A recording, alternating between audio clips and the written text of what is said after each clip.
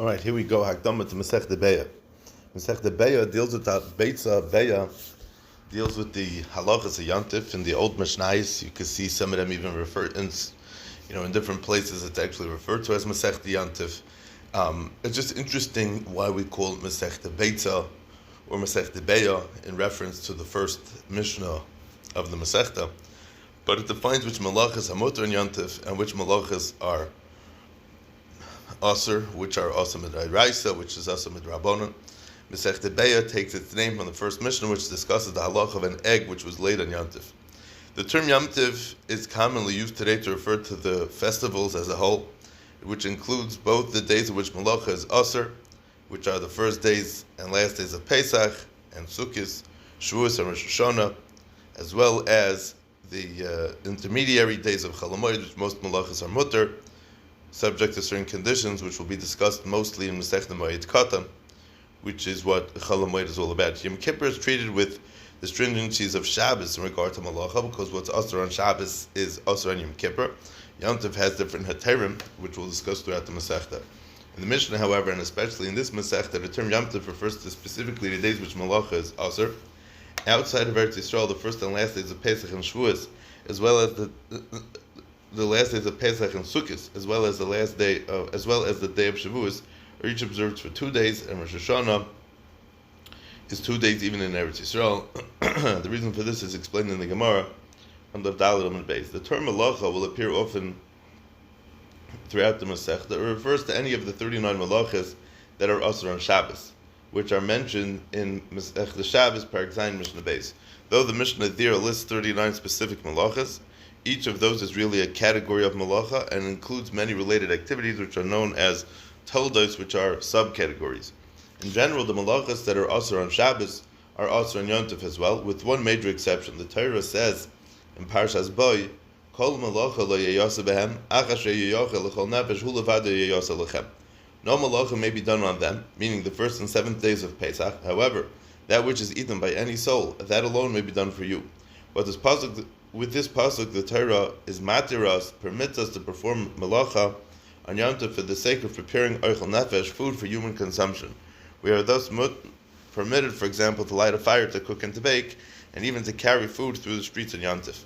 In fact, it's even mutter to carry non-food items through the streets on Yom Tov, as will be explained in Mishnah Hay. This halacha is stated in regard to the Yom Tov of Pesach, but the same halacha applies to all of the Yom Tovim as well. However, it is clear from various statements in the Mishnah and Gemara that not all malachas are mutter, even for the sake of Eichel Nefesh and Yom Tov. For example, while it is mutter to shecht an animal on Yom Tov and to eat its meat, it's forbidden to trap an animal on Yom Tov. Similarly, while it is permitted to cook fruits and vegetables on Yom Tov, it's forbidden to pick them. The Gemara doesn't give a clear rule which malachas are permitted or which ones not. Based on various halachas in the Gemara, the Rishonim suggest different guidelines for distinguishing between the permitted malachas and the forbidden ones. So we can bring 3 different shitas. Rashi explained that the malachas that can be done before Yom Tov without impacting on the quality or taste of the food is also on Yom Tov. Only those malachas which if done before Yom Tov would cause the food to be of lower quality on Yom Tov. That's what's mutter to do on Yom Tov. Therefore, trapping is also on Yom Tov, since it makes no difference to the quality of the food whether the animal was trapped before Yom Tov or on Yom Tov. Similarly, it's also to pick produce on Yom Tov because it can be picked in Erev Yom Tov and can be eaten the next day with hardly any difference in taste. Shechting and cooking, on the other hand, may be done on Yom Tov because fresh meat and freshly cooked food taste significantly better than meat and cooked food that are a day old. The Rambam goes like this as well in Hilchos Yom Tov. Secondly, we have the Rosh and the Ran that propose that the forbidden malachas are those that are commonly done to prepare large amounts of food to be used over a period of time. Only those that are commonly done in small amounts to prepare for immediate use are permitted. So it's mutter to shecht and cook, since these are commonly done in small amounts to prepare for the day's meals. But it's also to pick produce or to trap animals, since these are commonly done in larger amounts to be used over many days, weeks, or even months. Since these malachas are commonly done to large quantities at one time, they're also, even if one wishes to do only enough to prepare for one meal, therefore it's also to pick even one fruit to eat it immediately. The third shita, Taisus quotes Yerushalmi, which learns out from a pasuk that of the malachas involved in making bread, which are the first 11 of the lamitas malachas, as we mentioned in Masechta Shabbos, only those from Lisha and on are permitted on Yom Tov. Those listed before Lisha, meaning from Chayrish and Zereya, through sifting, are also cooking and baking are therefore mutter because they appear after lisha in the breadless. Picking, however, is usher because it's a tolda of reaping, which is listed before kneading in the Mishnah. Crushing spices, though, is a tolda of teichin, which appears on the list before lisha. It's not usher because spices are a type of food that are commonly crushed only in small amounts to prepare for a meal. So crushing spices is therefore treated like kneading and cooking. The bread list, meaning the malachas of lechem, serve as a model for the other groups of malachas. So trapping, which is the first of the malachas involved in leather making, is also because it's like reaping grain, that it separates the item from its natural environment and is also done to provide food to be used over a period of time. Shechting is mutter because it's like kneading. The Rav, in his commentary to the Mishnah in Perek Gimel, appears to follow the Shitas HaTaisus. Whatever the guidelines, there's a question whether malach is forbidden even for the preparation of food, are osam d'oraisa or only osam d'Rabbanan. From Taisus and Yerushalmi that we mentioned before, it's clear that they're osam and Torah as they bring a pasuk for it. This is also the Shita of the Ramban and the Malchamis, and appears to be the Shita of Rashi on Daf Chav Gimel Amud Beis. On the other hand, the Rambam, the Rosh, and the Ran maintain that they're only osam d'Rabbanan, but on the d'oraisa level, all malachas used for food preparation are mutter and yantiv d'oraisa, and the only thing that's usher would be midrabbanan. Okay. The next thing that's important for us to know is muktzah. One topic that appears throughout this masechta is the halacha of muktzah. The term muktzah, which literally means set aside, refers to objects that in the normal course of events are not expected to be used on Shabbos or Yom Tov, either because they're not fit to be used on Shabbos Yom Tov, because they weren't fit to be used on Shabbos Yom Tov again, or because they're not mutter to be used, or because a person set them aside not to be used. The Chachamim were geyser that such objects may not be handled or moved about on Shabbos or Yom Tov. This gzeira, although midrabanan, can be traced back to the days of Nehemiah, in sort of biblical times. There's also an isser against using muktzah, for example, eating it or using it as firewood. The isser is treated more strictly than the isser against moving muktzah. It's learned out from a pasuk which refers to the man that fell in the wilderness. On the sixth day they shall prepare what they bring, and it will be double what they gather every day. This pasuk implies that Shabbos food must be prepared before Shabbos. A muktzah object, being set aside from use, is not considered prepared and therefore cannot be eaten on Shabbos. According to most shitas, this too is really only isser midrabanan, and the pasuk is only an asmachta be'alma, a biblical allusion to a rabbinic law.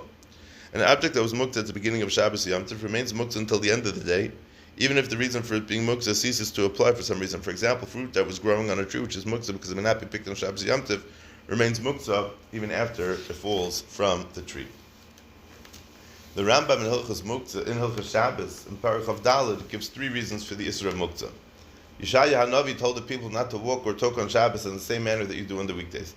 In Tarsha Mishabbos Raglecha V'daber, v'chulu, there's a long pasuk over there.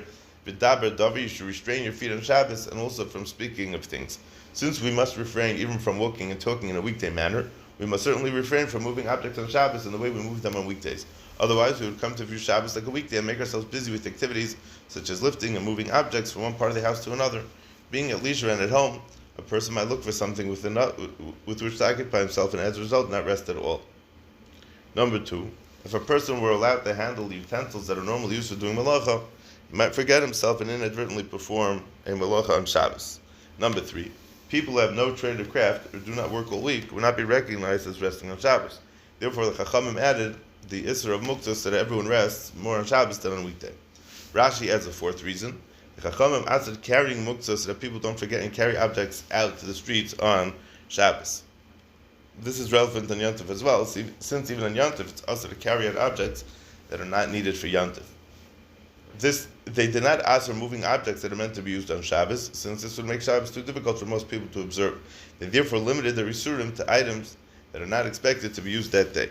Now, the different categories, we're going to discuss 5 categories of Muktzah. As we explained before, Muktzah is any item that was not Mukhan for use before Shabbos. This preparation, however, does not need to be active. Any object that in the normal course of events stands to be used is considered Mukhan and may be handled and moved about. Only objects which for one reason or another do not stand to be used are deemed Muktzah. Several factors may cause an object to be deemed Muktzah, and these are some of the main categories. We're going to discuss 5 of them. You have Muktzah Machmas Gufa, set aside because of what it is. This category consists of items that are neither food or utensils. Examples of this would be stones, money, and animals. Another important example is wood, which is entirely muktzah only on Shabbos. Wood set aside for kindling may be used for cooking on Yantif. Similarly, animals designated for shechita are not muktzah on Yantif. The second category, muktzah machmas chisaron kis, set aside because of concern of monetary loss. This category consists of utensils whose primary function is not normally performed on Shabbos or Yantif, and whose owner does not allow them to be used for anything else because they are valuable and since he's concerned that they will be damaged. For example, a surgeon's scalpel, since this tool must be kept in perfect condition, the owner wouldn't use it for any other purpose, such as cutting food. The third category would be a klisha malachti le'isr, a utensil whose main use is forbidden on Shabbos and Yantif.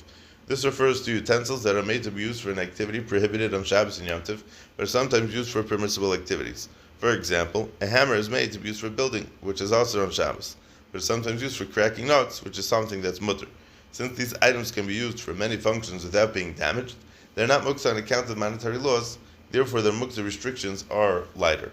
The fourth category of muktzah, a basis l'davar ha'asr, permitted object used as a base for a prohibited object. This group consists of items that are not muktzah but are used to hold or support items that are muktzah. For example, a bed upon which money has been placed, the base supporting the davar ha'asr is considered muktzah in it itself and remains for the rest of the day, even after the muktzah item is removed. This applies only when the permitted item became a basis before Shabbos and Yantif began.